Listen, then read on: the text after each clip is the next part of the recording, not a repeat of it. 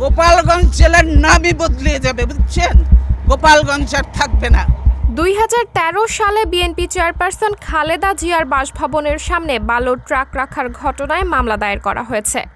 Truck রেখে ও অস্ত্র নিয়ে মহড়া দিয়ে প্রতিবন্ধকতা সৃষ্টি ও নাগরিক অধিকার হরণের অভিযোগে করা এই মামলায় সাবেক প্রধানমন্ত্রী শেখ হাসিনা সহ 113 জনকে আসামি করা হয়েছে।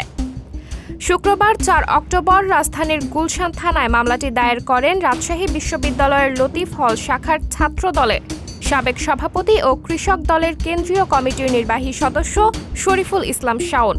বিএনপি চেয়ারপারসনের মিডিয়া উইংয়ের সদস্য শামসুদ্দিন দিদার মামলার বিষয়টি নিশ্চিত করেছেন। মামলার এজাহারে আওয়ামী লীগ সভাপতি শেখ হাসিনাকে 1 নম্বর এবং দলের সাধারণ সম্পাদক ওবায়দুল কাদেরকে 2 নম্বর আসামি করা হয়েছে।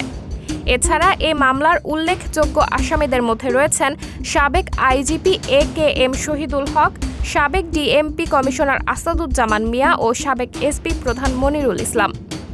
এতে উল্লেখ করা হয়, মামলার আসামিরা গোপন বৈঠক করে সিদ্ধান্ত নেন যে 2013 সালের 29 ডিসেম্বর যে কোনোভাবে খালেদা জিয়াকে বাসা থেকে বের হয়ে সমাবেশে অংশ নিতে দেওয়া যাবে না।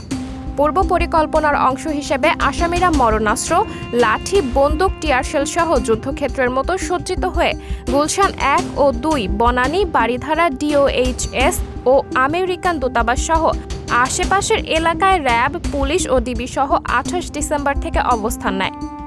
সঙ্গে অস্ত্রের মহড়া দেয় আওয়ামী লীগের সন্ত্রাসীরা।